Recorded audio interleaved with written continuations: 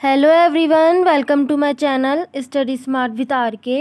तो हमने ज्योग्राफी की पिछली क्लास में फॉरेस्ट पढ़ लिया था, वनों के बारे में हमने पढ़ा था। कुछ थोड़ा सा एक दो पॉइंट बाकी थे वनों के बारे में, वो हम आज की क्लास में कंप्लीट कर लेंगे। बाकी फॉरेस्ट जो है पूरा कंप्लीट हो चुका था। एक बार नया टॉपिक स्टार्ट करने से पहले हम फॉरेस्ट के बारे में रिवाइज़ कर लेते हैं, फिर नया टॉपिक स्टार्ट करेंगे, सॉइल, मिट्टी, मृदा। ठीक है, उसको स्टार्ट करने से पहले एक बार इसको रिवाइज़ कर लेते हैं कि इसमें हमने क्या क्या पढ़ा था। तो भारत जो है वो उष्णकटिबंधीय क्षेत्र में आता है। भारत में सबसे ज़्यादा वन कहाँ है? मध्य प्रदेश में है। सबसे कम हरियाणा में है। परसेंटेज में देखें तो सबसे ज़्यादा मिजोरम में है और सबसे कम है पंजाब में। और सबसे ज़्यादा वन वाला जो केंद्र शासित प्रदेश है वो कौन सा है? अंडमान निकोबार। और प्रतिशत में देखें तो सबसे ज़्यादा वाला वनों वाला कौन सा है केंद्र शासित प्रदेश? लक्षद्वीप है। और 33% वन होने जरूरी है। भारत में कितने हैं? 24% वन है। और भारत में वन अनुसंधान केंद्र कहाँ है? देहरादून में है, फॉरेस्ट रिसर्च सेंटर। फिर हमने देखा था कि वनों को प्रभावित करने वाले कारक कौन कौन से हैं। Various factors which influence vegetation, जैसे कि रिलीफ फीचर्स उच्चावच हैं, सनलाइट रोशनी है, सॉइल मृदा, क्लाइमेट जलवायु। क्लाइमेट में दो चीज़ें आती है, टेम्परेचर और रेनफॉल, तापमान और वर्षा। तो तापमान के आधार पर जो है इसको 4 भागों में बांटा गया था वन को, जिसमें 200 सेंटीमीटर से अधिक होती है तो सदाबहार वन बोलते हैं। 75 से 200 सेंटीमीटर के बीच में होती है तो उसे पर्णपाती पतझड़ वाले जो वन होते हैं उन्हें बोलते हैं डेसिडुअस। 25 से 75 सेंटीमीटर के बीच में होते हैं कांटेदार वन, जिन्हें थॉर्नी फॉरेस्ट भी बोलते हैं। और जिनमें 25 सेंटीमीटर से कम वर्षा होती है उनको बोलते हैं शुष्कोबिद्ध, जिन्हें ज़ीरोफाइट्स भी बोलते हैं। और अगर अपन तापमान के आधार पर देखें तो एक तो हाई टेम्परेचर और लो टेम्परेचर के अकॉर्डिंग जो है इनको बांटा गया है। अधिक तापमान पर देखेंगे तो उष्णकटिबंध होते हैं और लो टेम्परेचर वाले कौन से होते हैं? शीतोष्ण वन। अब वनों के प्रकार में हमने देखा था, एक तो देखा था उष्णकटिबंधीय सदाबहार वन देखे थे, ट्रॉपिकल एवरग्रीन फॉरेस्ट, जहाँ पर जैव विविधता अधिक पाई जाती है। पेड़ जो हैं पतले होते हैं, लंबे, सघन, कठोर लकड़ी वाले होते हैं। इनमें जो है मिट्टी में नमी जो है अधिक होती है, जिसके कारण पौधे जमकर जो है घना बना लेते हैं। और कुछ उदाहरण में हमने देखे थे, जैसे रोजवुड, महोगनी, एबनस, आयरनवुड, वाइट चैदर, सफ़ेद देवदार का पेड़ जिसे हम बोलते हैं। नेक्स्ट देखते हैं उष्णकटिबंधीय पर्णपाती वन, ट्रॉपिकल डेसिडुअस फॉरेस्ट, जिसमें 2 पढ़े थे, एक तो नम पर्णपाती वन मॉइस्ट डेसिडुअस और शुष्क पर्णपाती वन ड्राई डेसिडुअस। फिर एक हमने पढ़ा था ट्रॉपिकल थॉर्नी फॉरेस्ट, उष्णकटिबंधीय कांटेदार वन या मरुस्थलीय वन, जिसे हम बोलते हैं, मेनली राजस्थान में पाए जाते हैं, जैसे कि बबूल है, खेजड़ी है, पलास है। एक पढ़ा था पर्वतीय वन हमने पढ़े थे, जो कि हिमालय और प्रायद्वीपीय पठारों में पाए जाते हैं, जिनकी जो शेप है शंकुधारी या कोणधारी होती है, वहाँ बर्फ़ ज़्यादा पड़ने के कारण। ठीक है, एक हमने पढ़ा था मैंग्रोव वन, मैंग्रोव फॉरेस्ट पढ़ा था, जो कि दलदली और लवणीय मिट्टी में पाए जाते हैं। इनकी लकड़ी का प्रयोग जो है नाव बनाने में किया जाता है। तो ये सब चीज़ें हम पिछली क्लास में देख चुके हैं। अब हम आज के क्लास में देखेंगे कि फॉरेस्ट को जो है 3 भागों में बांटा गया है, किस तरीके से वर्गीकरण किया गया है इनका। अगर हम एडमिनिस्ट्रेटिव क्लासिफिकेशन देखें, अगर प्रशासनिक आधार पर अगर हम इनका वर्गीकरण देखते हैं तो इनको 3 भागों में बांटा गया है, आरक्षित, संरक्षित और अवर्गीकृत। मतलब कि रिजर्व्ड, प्रोटेक्टेड और अनक्लासिफाइड। अभी देखेंगे इनका मतलब क्या होता है। और नवीन, अगर न्यू क्लासिफिकेशन की बात करें, नवीन वर्गीकरण के आधार पर इनको 3 भागों में बांटा गया है, राजकीय वन, सामुदायिक वन और व्यक्तिगत, स्टेट फॉरेस्ट, कम्युनिटी फॉरेस्ट और इंडिविजुअल फॉरेस्ट। और वृक्ष छत्र के आधार पर, मतलब कि ट्री कैनोपी जो घना है, सघन है, कैसा है, उसके आधार पर बांटा गया है 3। वेरी डेंस फॉरेस्ट, एक तो होता है अति सघन वन आते हैं, एक आते हैं मॉडरेटली डेंस जो कि मध्यम सघन वन आते हैं, और एक आता है ओपन फॉरेस्ट जो होते हैं खुले वन आते हैं। तो जो रिजर्व्ड फॉरेस्ट होते हैं, जो आरक्षित वन होते हैं, वो प्रतिबंधित वन होते हैं। मतलब इन वनों के अंदर किसी को भी जाना अलाउ नहीं होता। ये पूरा जो है क्षेत्र गवर्नमेंट के अंडर कंट्रोल होता है, यहाँ पर कोई भी नहीं जा सकता। इन वनों पर पूरा प्रतिबंध होता है, इसलिए इन्हें बोलते हैं आरक्षित वन, रिजर्व फॉरेस्ट। एक होता है प्रोटेक्टेड फॉरेस्ट, जिन्हें हम बोलते हैं संरक्षित वन।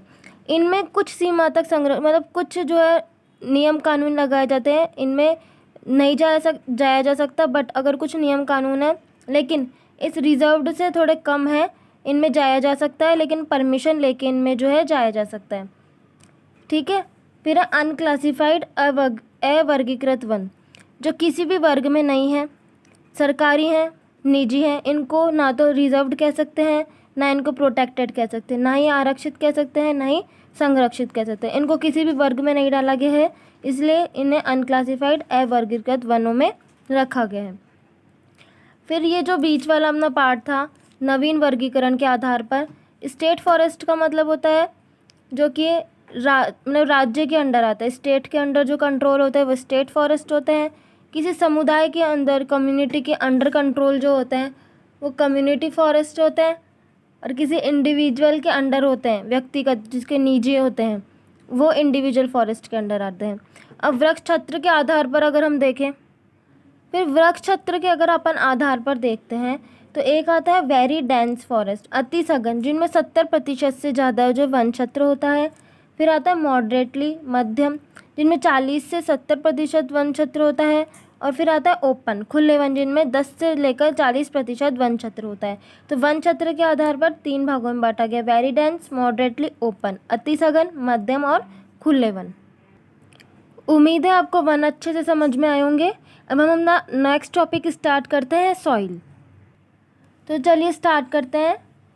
सॉइल, मिट्टी जो है वो भूमि की सबसे ऊपर की जो परत होती है वो होती है मिट्टी। मिट्टी का निर्माण कैसे होता है? चट्टानों के विखंडित होने से। जब चट्टानें टूटती है, उसके छोटे छोटे टुकड़े होते हैं, छोटे छोटे टुकड़ों से भी जो बारीक बारीक जो है कण बन जाते हैं, फिर उससे क्या बनता है? मिट्टी बनती है। या फिर जो वनस्पति हैं या फिर जो जीव हैं उनके सड़ने या गलने से, इस तरीके से मिट्टी का निर्माण होता है। Physical, chemical and biological changes, इन सब से क्या होता है? मिट्टी का निर्माण। ये इंग्लिश में है, ये इसका मतलब ये पूरा अपन ने जो पढ़ा वही है कि physical, chemical and biological changes का मतलब होता है मिट्टी, मतलब कि चट्टानों से विखंडित होना या जीवों के सड़ने या गलने से। तो इस तरीके से क्या होता है? मिट्टी का निर्माण होता है। और ये सबसे जो है ऊपर की परत होती है, भूमि की ऊपर की परत होती है। ठीक है।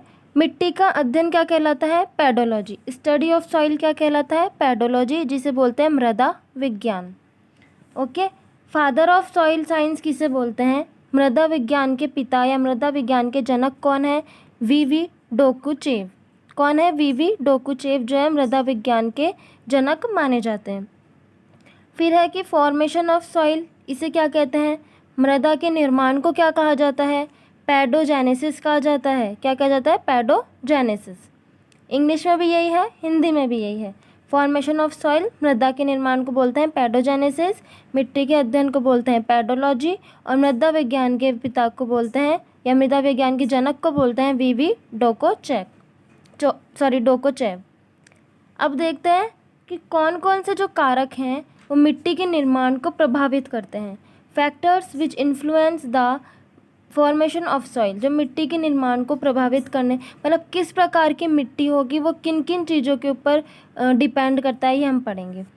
सबसे पहले डिपेंड करता है कि पेरेंट मटेरियल की जो मूल सामग्री है। तो मूल सामग्री हम समझते हैं, मूल सामग्री से क्या है कि, तो पेरेंट मटेरियल से मतलब होता है कि पत्थर जो हैं, जिन पत्थरों से मिट्टी का निर्माण होता है वो पत्थर किस प्रकार के हैं, कि अगर जिस प्रकार के पत्थर होंगे उसी प्रकार की मिट्टी होगी, और मिट्टी में उसी तरीके के क्या पाए जाएंगे? खनिज पाए जाएंगे।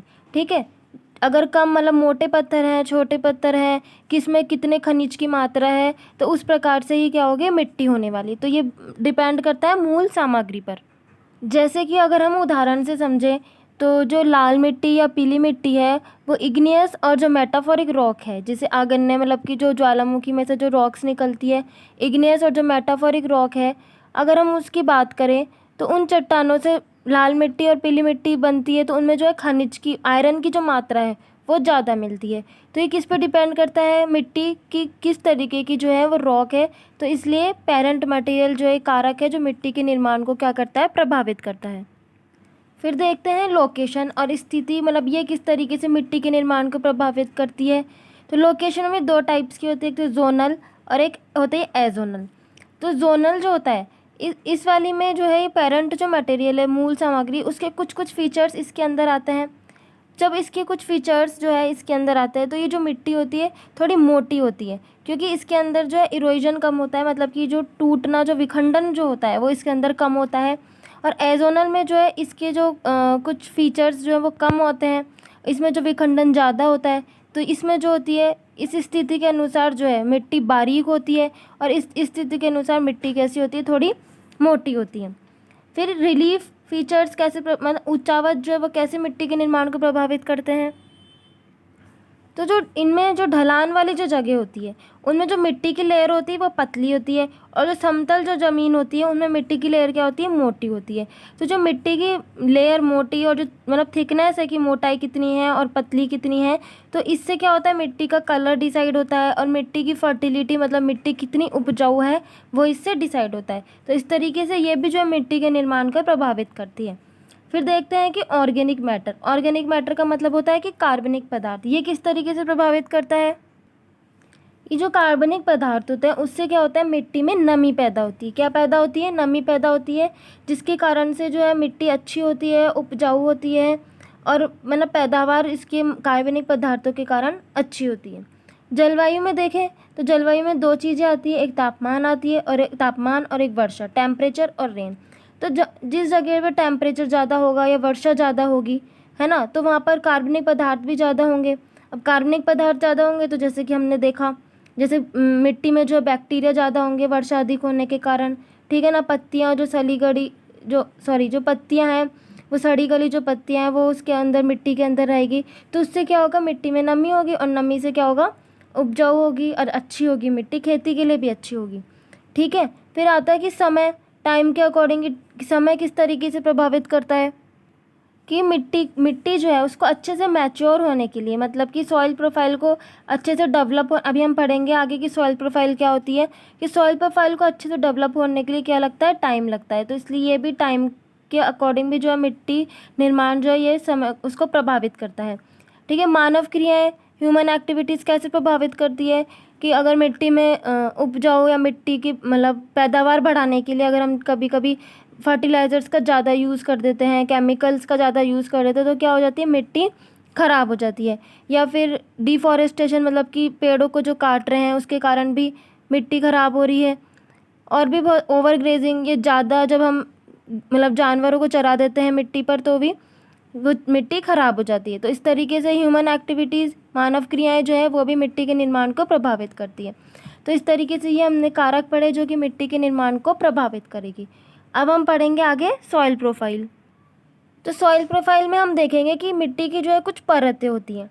तो पहले अगर हम देखें तो आता है होरिजन ओ आता है। इसको जो बोलता है ह्यूमस भी इसे कहते हैं। इसमें क्या पाया जाता है, जो जैसे पत्तियां जो झड़ जाती हैं, सड़ जाती हैं, गल जाती हैं, और जो जो जानवर होते हैं छोटे मोटे जो जानवर मर जाते हैं वो सब इसमें पाए जाते हैं। ठीक है ना। ये सबसे ऊपरी भाग होता है, इसमें कार्बनिक पदार्थ पाए जाते हैं और इसे ह्यूमस भी कहते हैं। सबसे ऊपरी भाग होता है, कार्बनिक पदार्थ पाए जाते हैं और इसे ह्यूमस भी कहते हैं। ओ का मतलब होता है ऑर्गेनिक मैटर, ऑर्गेनिक मैटर का मतलब होता है कि कार्बनिक पदार्थ, तो इसलिए होरिजन ओ। फिर होरिजन जो इससे नीचे वाली परत है इसे बोलते हैं होरिजन ए, मतलब ये सरफेस वाली परत है। ये जो मृदा, अगर ऐसे पूछा जाए कि मृदा की सबसे पहली परत कौन सी है तो वो ए आएगी। ये जो है मृदा की परत नहीं है, ये तो ह्यूमस है, ये तो नमी है। परत कौन सी है, ये है होरिजन ए। ये तो सबसे ऊपरी भाग हम इसे कह सकते हैं, लेकिन मृदा की अगर सबसे पहली परत अगर हम पूछे, सबसे पहली परत, तो वो आएगी होरिजन ए। ठीक है। इसमें जो छोटे पौधों की जो जड़ें हैं वो ए से बी तक जाती है। छोटे पौधों की जड़ें ए तक जाती है और बड़े की जाती है बी तक।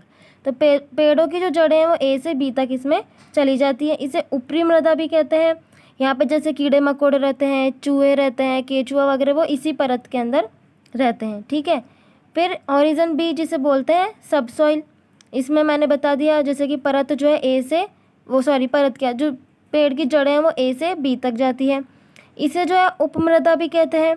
बड़े पेड़ों की जो जड़ें, बड़े पौधों की जो जड़ें हैं वो यहाँ तक चली जाती है। होरिजन सी में यहाँ पर पत्थर होते हैं छोटे छोटे, ठीक है ना, ये खेतों के लिए अच्छी नहीं होती है। और इसमें होरिजन आर में ये पूरे सबसे बड़े बड़े पत्थर होते हैं, इसके अंदर सिर्फ पत्थर ही पाए जाते हैं। ठीक है। इसलिए आर फॉर रॉक, इसे होरिजन आर बोलते हैं। तो इस तरीके से ये क्या बनता है हमारा पूरा सॉइल प्रोफाइल। होरिजन ओ जिसमें ह्यूमस होती है, होरिजन ए ये मृदा की सबसे पहली परत पाई जाती है, मानी जाती है। ओरिजिन बी, ए और बी में पेड़ों की जो जड़ें हैं वो ए से बी तक चली जाती है। इसमें जो है पेड़ों की जड़ें नहीं जा पाती क्योंकि सॉलिड होता है। और फिर है लास्ट वाली ओरिजिन आर, जिसे बेड रॉक बोलते हैं, या फिर आर से रॉक, तो इससे आपको समझ में आ जाएगा ओरिजिन आर। तो ये पूरे क्या कहलाती है, मिट्टी की, मृदा की सॉइल प्रोफाइल। ठीक है। अब ICAR जो है, Indian council for agriculture research, भारतीय कृषि अनुसंधान परिषद, उसने मिट्टी को 8 भागों में बांटा। कितने भागों में बांटा है? 8 भागों में। अब ये हम कल की क्लास में पढ़ेंगे, आज की क्लास में इतना ही। उम्मीद है आपको क्लास पसंद आई होगी और आपको समझ में आया होगा। यदि आपके फिर भी कुछ डाउट्स हैं तो प्लीज़ आप कमेंट सेक्शन में पूछ सकते हैं। उम्मीद है आपको क्लास अच्छी लगी होगी। यदि क्लास अच्छी लगे तो प्लीज़ वीडियो को लाइक, शेयर, सब्सक्राइब करना ना भूलिएगा। और इसके नोट्स और जो पिछली वाली क्लास है उसके नोट्स भी एक साथ मैं आपको प्रोवाइड करा दूँगी। Thank you for watching.